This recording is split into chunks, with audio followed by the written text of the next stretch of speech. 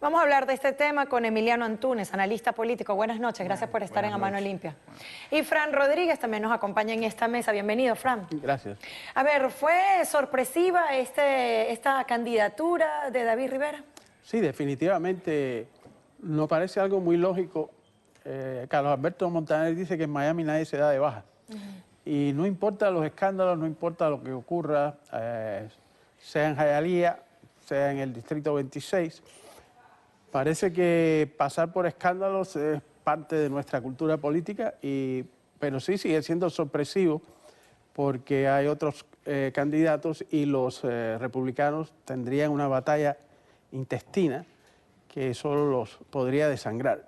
A ver, Emiliano, ¿pero qué buscaría más allá que su curul en el Congreso, que su escaño en el Congreso, David Rivera, con esta candidatura? Porque no cuenta con el apoyo del partido ni las figuras más importantes. La realidad es que nadie dentro de la primaria republicana cuenta con el respaldo del Partido Republicano. El Partido Republicano no se mete. Personas dentro del partido sí se meten individualmente, pero el Partido Republicano en sí no respalda a un candidato u otro en una primaria entre republicanos. No estoy de acuerdo que desangraría a los republicanos, yo diría lo contrario, le da cierta energía a la base republicana. Y también sabemos que Joe García también tiene sus problemas con un candidato fantasma en el 2010, un tal Rolly Arrojo, que también se está investigando. Así que sí, vamos a hablar de todos somos presuntos inocentes hasta probados culpables, ¿no?, en este país. Entonces, de resultar en la contienda final David Rivera y Joe García, pues los votantes del Distrito 26 estarían al menos malos. Yo no lo diría así, porque en el escaño republicano está el ex comisionado del condado, Joe Martínez, que también fue presidente de la comisión, y está también el señor Carlos Curbelo, de la Junta Escolar. Así que todavía eso no se ha decidido, no hemos decidido quién va a ser, los votantes no han decidido quién va a ser el que va a representar el Partido Republicano en el Congreso, en el Distrito 26 para noviembre. A ver, entonces esta candidatura fortalecería al Partido Republicano. A mí me parece que sacarse los trapos sucios no es nada favorable para el partido. Eso va a ser ¿Usted cree que ese va a ser el protagonista de esta campaña dentro de las primarias? ¿Sacarse los trapitos al aire? Bueno, imagínense, ya inclusive hay otro candidato más, Lorenzo Palomares Starbucks, que ha acusado a Carlos Curbelo de irregularidades en los votos con la comisión. Y ellos son bastante ideológicamente similares. Todos los candidatos para este escaño ideológicamente son similares. Es una lástima, según mi punto de vista, momentos tan críticos como se está jugando con Venezuela, por ejemplo. La libertad del hemisferio, no solo ya de Cuba y de Estados Unidos. Necesitamos tener de nuevo alguien que reemplace a Joe García, que tenga una mano más dura, que aplique sanciones contra los de Maduro y que también ayude a que en todo el mundo, en Siria, en Ucrania, en todas partes, tengamos un voto de firmeza. Entonces, y además de todos los problemas domésticos que tiene el país. Así que a mí ¿Y ese no podría ser Curbelo? Sí, pudiera ser Curbelo, que es lo que estoy diciendo. Yo creo que David Rivera, este no es el momento. Si usted se pone a ver todos los innuendos y posibles escándalos y negativas, se va a pasar la campaña. Cuando él sale en televisión, él dice que no, repitió como un papagayo, que él lo que va es hablar de lo importante del pueblo y las necesidades del pueblo, y que no iba a contestar ninguna pregunta. Señores, es imposible que usted no conteste las preguntas que le hacen los periodistas. Y si no las contesta, entonces va a parecer mal. ¿Y qué? Bueno, y también o Curbelo o Joe Martínez, ¿no?, que también está que el ex comisionado. Pero yo digo que cuando lleguemos a la elección general en noviembre, los temas que van a resonar son el fracaso, en realidad, porque fue un fracaso, no importa lo que diga. Algunos medios han dicho que porque están reportando lo que le da la administración del Obamacare y otras cosas a nivel de la economía de este país, que en estos días se está reportando que de nuevo está aflojando, porque las pólizas de la administración no llevan a la economía a otra cosa. Yo creo que en noviembre esos van a ser los temas que se van a tratar. Bueno, pero primero tenemos que ir a las primarias, o tienen que ir a las primarias. Pero ¿qué le conviene más a estos contrincantes de Curbelo, quien es hasta ahora que gozaba pues del apoyo de algunos miembros del partido? ¿Ser más o menos flexible de lo que hasta ahora era, ser más radical como lo ha sido David Rivera? No sé si eso será. Obviamente ahora con David se divide más el voto y le da más oportunidad yo diría, a otros candidatos en la primaria republicana, pero no creo yo creo que cada candidato va a mantener su línea. Carlos Curbelo tiene su línea, David ha tenido la de él, Joe Martínez tiene su trayectoria. Pero para enfrentarse a un candidato como García... para enfrentarse luego en noviembre como García, ¿necesita fortalecer su posición, Curbelo? Bueno, yo diría que todos necesitan fortalecer su posición, especialmente en los temas domésticos, en los temas de la economía. Es decir, que es un hueso duro de roer, Joe García. No necesariamente, ¿Qué pasa si Ana Aliegro, cuando se les juzgue, comienza a hablar? ¿Qué pasa si comienzan a ventilarse todo este caso, que hasta ahora lo poco que se sabe fue lo que dijo Ana Aliegro en sus últimas declaraciones? En estos casos a veces pasan meses y después la persona sale ilesa e inocente, o por lo menos no culpable, pero todo ese trajín de todos esos meses es un desgaste extraordinario. Ya el señor David Rivera perdió en una ocasión con Joe García. Esa es la credencial que nos trae. No, ya yo perdí una vez, pero esta vez voy a ganar. Vamos a probar. Bueno, pero que quizás tiene una carta bajo la manga, que es que tal vez Joe García no lo ha hecho tan bien en el Congreso, o como muchos esperaban. Joe García me mandó, yo vivo en ese distrito, y mandó una propaganda en la cual parece que todo es una panacea y que todo está yendo de mil maravillas. Hace falta alguien que desmienta eficazmente eso.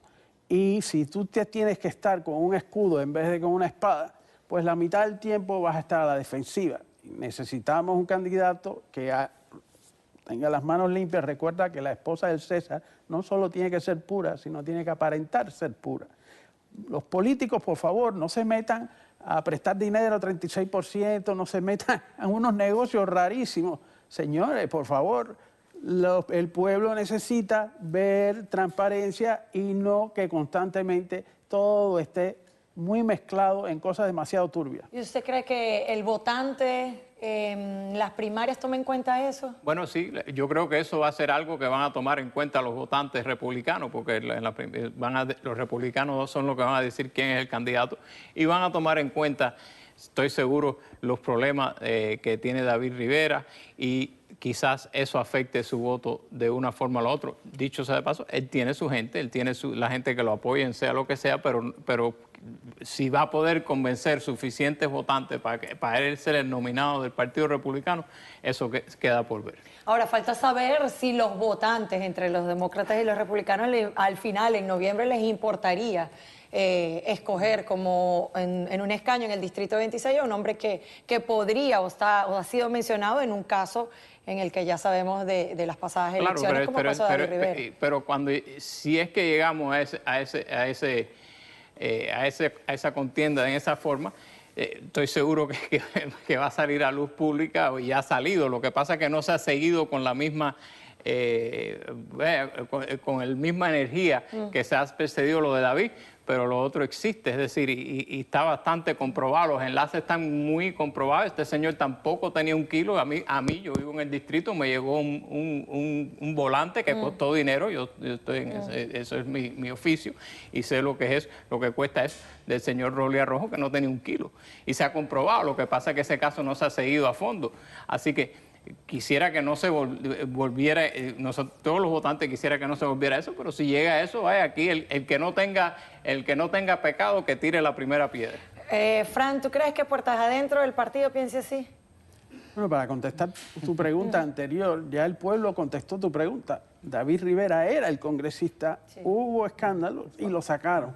O sea que ya no es una tesis, ya eso ocurrió. O sea que la gente que vive en ese distrito sí le importa. Bueno, pero no se sabían todas las cosas que hasta ahora ya se han develado, ¿no? A la Aliegro no había hablado ahora entonces. Es peor.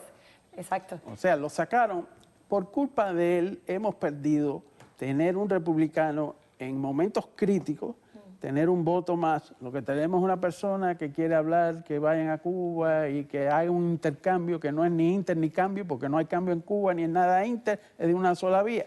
Esa es la política que propone Joe García. Necesitamos una persona elocuente, pero por favor, que no esté enredada. Yo, por ejemplo, yo como republicano prefería que fuera otro candidato que no fuera David Rivera para enfrentar a Joe García. Pero, bueno, pero hay opciones.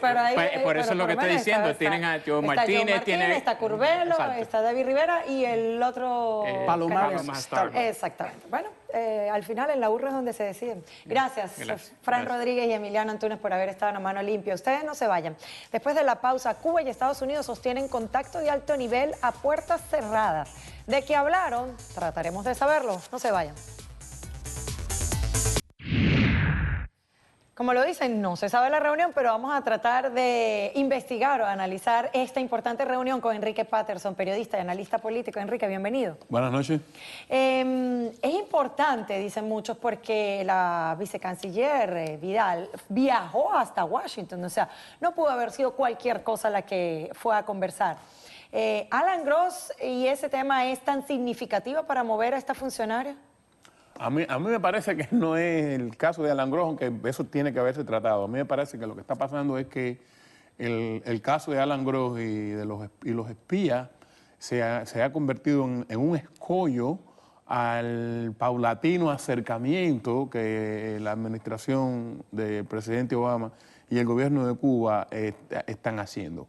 Y entonces, en esta conversación, si fuera el caso de Alan Gross y el caso de los espías, eso se puede tratar con funcionarios más bajo nivel. Aquí hay un paquete, a mi juicio, mucho mayor, y estos son escollos para que ese paquete mayor se desarrolle. ¿Cómo qué? ¿Qué puede ser más importante? A mí lo que me parece es que en la misma medida en que el gobierno cubano está avanzando una reforma económica, hay fuerzas económicas en los Estados Unidos que están empujándose el acercamiento. O sea, no hay cosa más cobarde que $1 millón, pero no hay cosa menos principista que $1.000 millones. Y yo siempre he tenido la tesis de que el gobierno cubano está en la capacidad de quitarse el embargo sin hacer concesiones políticas de peso en la misma medida en que la economía se abra y que los capitales se interesen en entrar. Y a mí lo que me parece es que estos son escollos. Alan Gross y los espías son escollos que están en el medio de esa tendencia hacia un acercamiento general en la misma medida en que la economía de Cuba empieza a hacer pinino para abrirse y los capitales empiezan a sentirse sedientos para no perder la oportunidad. Es lo que yo veo. ¿Y por qué tanto misterio en estas reuniones? Siempre que hay dos encuentros entre miembros de dos países, pues incluso hasta hacen ruedas de prensa y estamos tratando esto, estamos tratando hasta cuando llaman a sus embajadores en consulta. Sí, no siempre en la política se hace todo, en la política, o sea, en la diplomacia, se hace todo de una forma transparente. Los dos países no tienen relaciones diplomáticas, aunque sí las tienen, y entonces la conferencia de prensa ya sería un nivel de sintonía que no es el que existe entre los dos países, por lo tanto, eso va a permanecer en la opacidad, pero tenemos que estar vigilando porque realmente hay un acercamiento y zona de distensión. Por ejemplo, cuando Snowden, el chivato nacional, quiso ir hacia Cuba para poder pasar a Ecuador o quizás quedarse en Cuba en la época de Fidel Castro lo hubiera cogido allí a la vez que perseguía a los periodistas independientes, hubiera cogido y lo hubiera convertido en una bandera. Entonces, el general presidente Raúl Castro no lo aceptó para no molestar a los Estados Unidos. Eso no te dice sí, evidentemente que hay un deseo, Raúl Castro tenía una política distinta y muchas cosas han cambiado en la isla desde entonces. El problema es que Cuba necesita capitales y financiamiento. Y la geografía cuenta. Cuba está a 90 millas de los Estados Unidos y no es cualquier país, es la potencia capitalista más importante del mundo. Por lo tanto, Raúl Castro sabe que como único su reforma va a funcionar, Raúl Castro y los que vienen detrás, con la inversión de los capitales norteamericanos. Entonces está por un lado el orgullo de mantener las posiciones históricas y por otro lado de mantener a los cubanos bajo control. Pero a la vez necesitan la inversión norteamericana. Yo digo, ¿hasta dónde los capitales norteamericanos no van a comprar el paquete? Si lo compraron en Vietnam, con el que tuvieron una guerra. Bueno, pero aún así el gobierno de Raúl Castro ha denunciado y fue hace poco los planes de infiltración en la isla de Sí, pero esos planes de infiltración a quien están acusando a miembros de la comunidad cubana. Y el gobierno cubano siempre distingue entre ¿Y los 4 detenidos?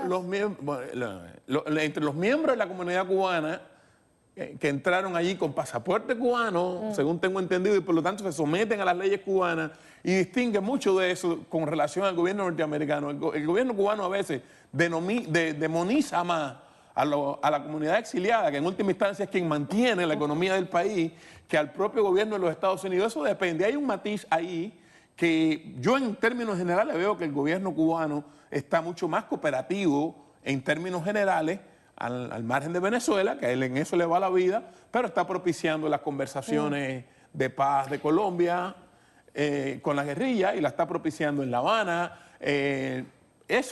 Todos esos son síntomas que en el plano de la política general te dice que ellos quieren un acercamiento. El problema, y yo esto lo veo de esta forma, el castrismo lentamente tiende a desaparecer, pero la dictadura no.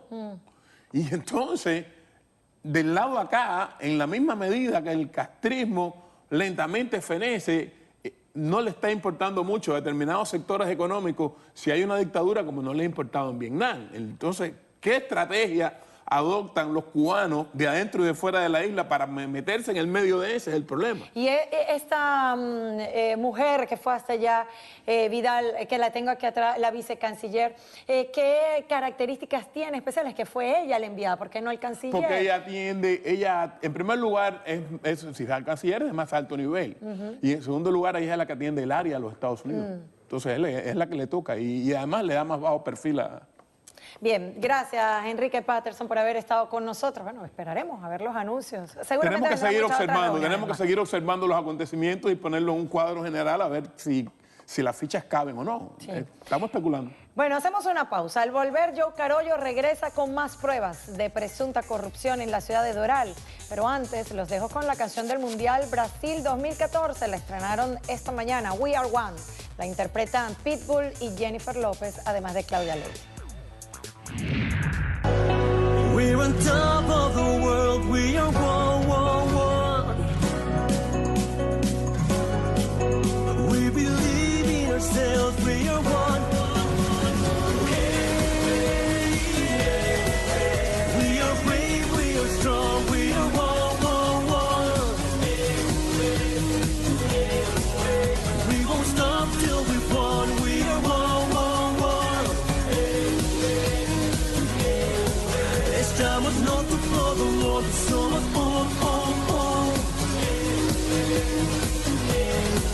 acreditamos en los nuestros, somos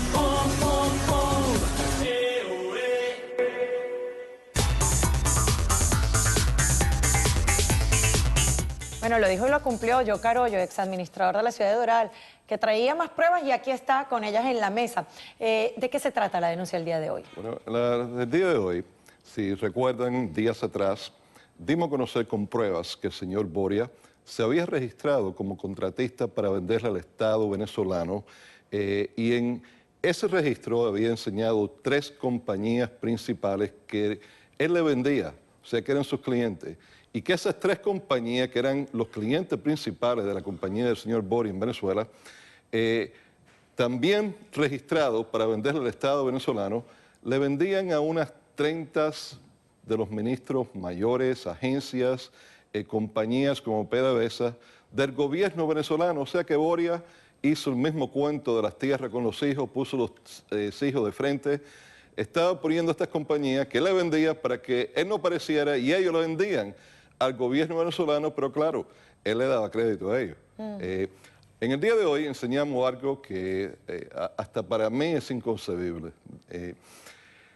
En el registro del gobierno de contratista del gobierno venezolano, indica que la compañía en Venezuela del señor Boria, The Magic Computer, es raro que le dé un nombre en inglés en Venezuela, pero en español es la compañía de la computadora magia. Y fíjate si tiene magia, que aquí como puedes ver, en Bolívar Fuerte, aquí arriba, Sí. tiene casi 757 millones de Bolívar capital Fuerte, social. de capital.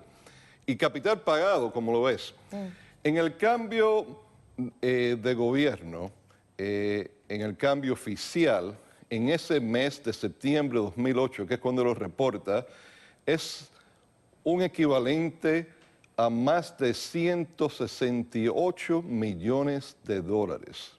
O sea que es algo inconcebible. Pero lo más curioso de todo esto es que unos 3 años después, y quiero aclarar que esto lo reporta el gobierno venezolano Sí, eso basado en es sus un reportes. registro público y notorio Sí, que uno se mete en exacto. internet y puede ver la Sí. empresa. Entonces, lo que es curioso es que 3 años después, cuando está aspirando a la alcaldía, el reporte que él da del año entero 2011, lo da primero en junio de ese año, a bajo juramento a la ciudad de Doral y al estado de la Florida, y después reparte uno que se lo da a toda la prensa, que fue el que el nuevo Jero Enrique Flor usó para reportar, indica una cantidad de día-noche de diferencia.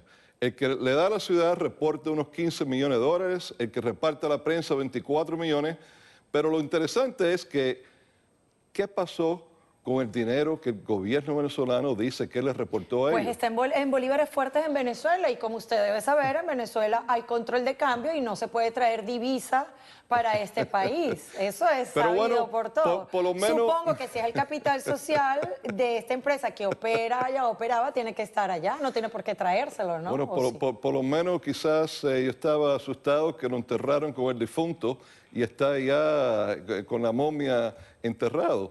Pero lo que sí no se puede negar es que... O él tenía, es que yo no conozco la ley de los candidatos cuando se postulan a un ayuntamiento acá, o en específico de Doral, tienen que declarar el patrimonio en donde los tengan todos no los países. importa en qué Ok, parte esa del es una mundo, historia todo, que es lo que estoy señalando aquí. Pero Ya. ni siquiera vamos a decir que esos 168 millones de dólares, los 757 millones de bolívares, Sí. no existen.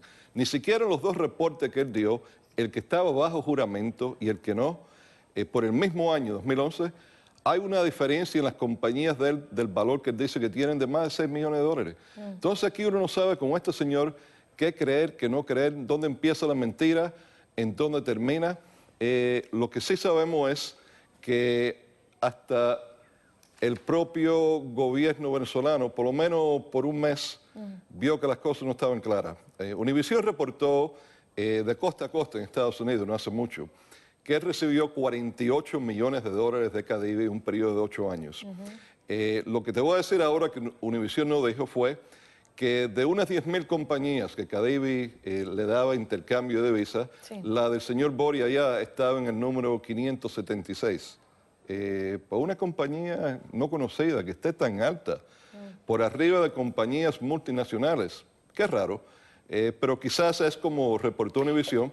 Es decir, que usted presume o quiere decir entre líneas que la compañía de Luigi Boria goza de los beneficios de los enchufados, como se dice Estaba en Venezuela, o de estaba los que totalmente son enchufado. rojos, rojitos, porque algo es cierto, en Venezuela no todo el mundo tiene el privilegio de recibir el dólar oficial. De ninguna manera, pero como Univision reportó de costa a costa. Pero hay quien los tiene. Oh, sí, hay sí. quien los Y tiene vamos a ver el final de estadista. 3 que los tienen. Sí. Y por mucho más de 168 millones. Pero Univision reportó que en el año 2007 el Internal Revenue de Estados Unidos le abrió una investigación al señor Boria cuando el banco que estaban depositando dinero para su compañía en Connecticut lo alertó porque habían depositado en casi menos de 2 años, más de $1.700.000 en las cuentas de él, pero todo en depósito efectivo por menos de $10.000, que es lo que se hace cuando quieren lavar dinero. Entonces terminó que en el Internal Revenue le quitó $125,000 de ese dinero. Eso fue 2007, pero mira qué pasa en el 2007, y aquí te tengo pruebas concretas de la agencia SAREN, de adentro del gobierno venezolano, de enero 9 de 2012, en donde el director de esa agencia dice lo siguiente: a los oficios que se mencionan a continuación, recibidos en este servicio autónomo el 28 de diciembre de 2011, emanados de la Fiscalía 23ª del Ministro Público con competencia en materia contra la legitimación de capitales, o sea, lavado de dinero, y dice, delitos financieros y económicos a nivel nacional, mediante los cuales solicitan información relacionada con los bienes, muebles, inmuebles, empresas, pertenencias a los ciudadanos que se identifican en la relación anexa. O sea que están pidiendo información para una investigación de materia contra legitimación de capitales. ¿Y está Luigi Boria? Y las compañías que enseñan atrás, que hay un grupo de compañías, está The Magic Computer con el número del caso FMP 23NN 1309-2011. Pero tanto como una fiscalía ya vio algo raro y empieza a investigar, como esta es la computadora magia, la magia computadora, nada pasó. Pero sin embargo, aún... pero si nada pasó, quizás es porque no se le encontró delito, porque la Fiscalía dice que estaba solicitando, la Fiscalía en Venezuela estaba solicitando las pruebas, y si nada pasa... Todo puede ser cierto, pero cuando un Leopoldo López lo meten en cárcel sin nada, sin razón, sin prueba y sin juicio, ¿cómo es un señor que nada más que sale alcalde del Doral y sale diciendo en periódicos internacionales como El País, el más grande de España, uno de los más grandes de Europa, aquí en el mismo Nuevo Jero, que hay que prohibir y hay que investigar la entrada de chavistas al Doral y en Miami? Y a una persona como esa no se van a molestar con él, no van a chequear nada. Bueno, pero están hablando del año 2007. Hay muchos chavistas que se han arrepentido. Pudo haber sido ese el caso de a él no Luigi le Boria. pasa nada, pero a Leopoldo López sí está en cárcel, sin pruebas, sin nada y sin juicio. Bueno, pero es que Leopoldo López es enemigo político del gobierno, Luigi Boria Pero no lo Leopoldo es. López No nunca vive allí. dijo No que vive había allí. que investigar a chavistas que tenían cuando vinieran a Miami y al Doral. A ver, usted pero eso me fue, está dando a entender que, a su decir, Luigi Boria tiene doble moral. sin duda, y eso que dijo él, nada más que salió de alcalde, era una cortina de humo para que no fueran a encontrar nada como lo que hemos encontrado. Y eso es lo que estoy diciendo. ¿Y qué va a hacer usted con esas pruebas? Este señor, no queda la mínima duda que es otro enchufado.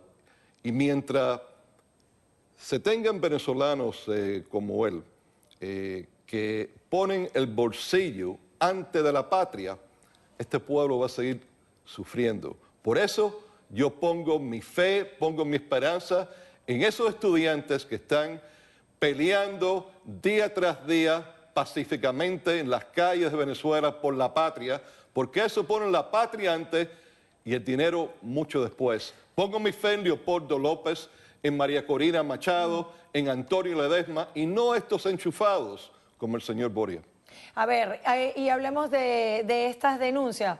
¿Usted considera que son más bien de uso moral para los venezolanos que viven en la alcaldía de Doral, o se puede hacer algo judicial con las pruebas acá en Miami? Mire, yo lo que no le puedo hablar es de las diferentes investigaciones que hay en el Doral, incluso investigaciones contra el señor Boria.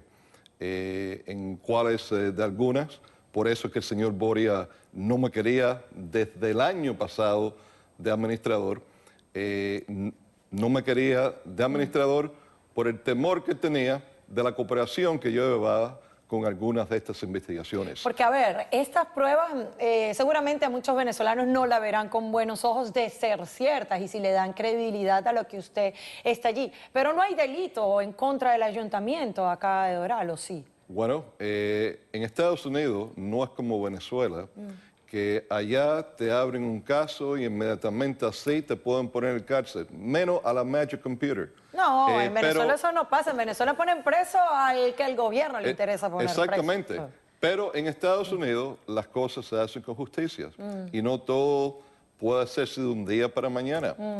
Hay que darle tiempo al tiempo y las cosas se caen en su lugar. Pero ya ha hecho estas denuncias poco a poco con la prensa. ¿Lo está haciendo así usted con las autoridades Mire, judiciales aquí en Estados Unidos?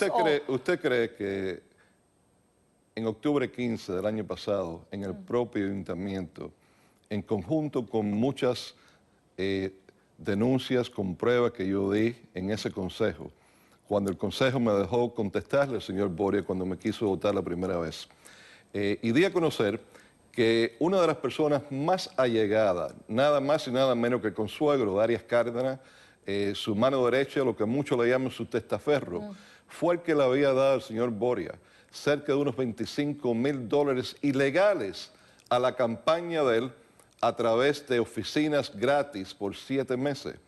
¿Usted cree que nadie fue a investigar eso? No lo sé, yo lo pregunto. Bueno, no importa lo que yo crea. Es más importante lo que usted tiene que decir a mis preguntas. Y una de ellas es que a mí me sigue llamando la atención que todas estas denuncias o todo esto que usted ha descubierto casualmente ha sido luego de comenzar la guerra entre el alcalde y su persona. No, Me parece y huele a un pase de factura, porque, y si no, ¿por qué usted no investigó quién era Luigi Boria en el 2007 en Venezuela, cuando lo apoyó en su campaña? Bueno, pero yo creo que... ¿O usted no investiga a las personas que le dan su apoyo? Creo que es una pregunta muy buena, pero ¿quién se iba a imaginar que este señor tenía esas conexiones? Cuando yo lo apoyé porque el pastor de la iglesia que íbamos me pidió que lo ayudara. Este señor se hacía lucir como si era un hombre de Dios. Es decir, ¿usted lo hizo por una cuestión divina, por un llamado divino? No, yo no voy a decir que un llamado divino. Lo apoyé porque pensé, como tantos, que de verdad era una persona con los sentimientos cristianos que decía que tenía. Pero después de 2 meses nada más de estar en el ayuntamiento, tuve que empezar de hacer lo que la ley indica, no solo la ley estatal, pero la ley del Doral, de ir a las autoridades. ¿Qué le dio la alarma? Muchas cosas que empezaron a llegarme a mí.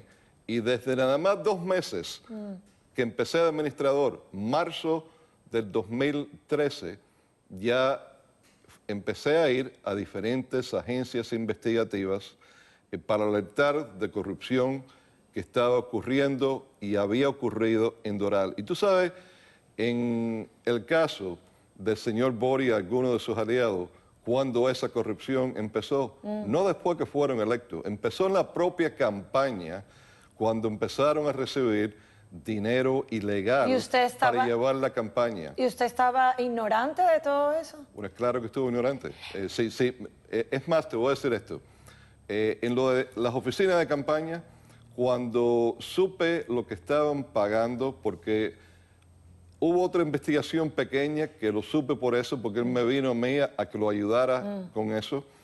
Y cuando me dan a mí el contrato para ver de las oficinas de campaña, lo primero que le dije, oye, tú no tienes problema con lo otro, pero con esto que me estás enseñando, ahí es donde tienes un problema grande. ¿Y usted puso la denuncia? Tú tienes que corregir eso y tienes que pagar el precio del mercado. Y eso fue lo que yo pensé que este señor hizo, hasta después, mucho después, que vi que nunca lo hizo. Y la persona que le dio eso es nada más, nada menos que el consuegro, la persona más llegada del testaferro del gobernador de Zulia, Arias Cárdenas. A ver, 30 segundos, pero solo 30, por favor. ¿A dónde quiere llegar usted con estas denuncias? Porque, como lo he dicho, la justicia es lenta acá, pero llega. Quizás termina primero su periodo Luigi Boria, pero usted, ¿qué es lo que quiere con estas denuncias? Lo que quiero es mascarar todos estos enchufados que están poniendo el bolsillo antes de la patria venezolana. Si esos muchachos allá se están jugando sus vidas diarias, nosotros podemos poner un poco de sacrificio acá y caerles a esos individuos que le han robado hasta los clavos a Venezuela. Bien, un sí y un no. ¿Tiene ansias de ser el próximo alcalde de Doral? No, yo fui No. alcalde de una ciudad mucho más grande que el Doral. Gracias, Joe Carollo. Promete que va a seguir entregando más pruebas. Una vez más le ofrecemos la mesa de mano limpia al alcalde Luigi Boria, quien ha venido para acá, y también a la ciudad de Doral para responder estas acusaciones, aclararlas o para lo que a bien tenga que decir. Gracias. Gracias a usted. Hacemos una pausa. Al regresar, los hits representan muy pocas ganancias a pesar de sus triunfos para el condado Miami-Dade.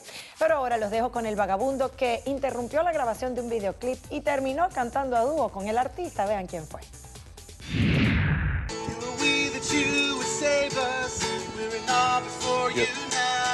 Yo, what's happening right now is incredible. We're shooting the Carlos EPK, and he's singing his song called God of Second Chances. And a homeless man just came down and started kneeling, and he's crying to the song.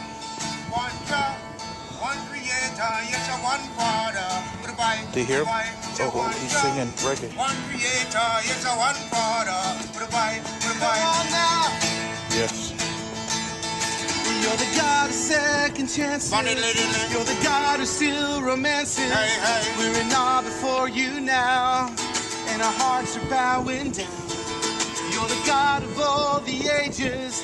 Who are we that you would save us? We're in awe before you now, and our hearts are bowing down. Yeah.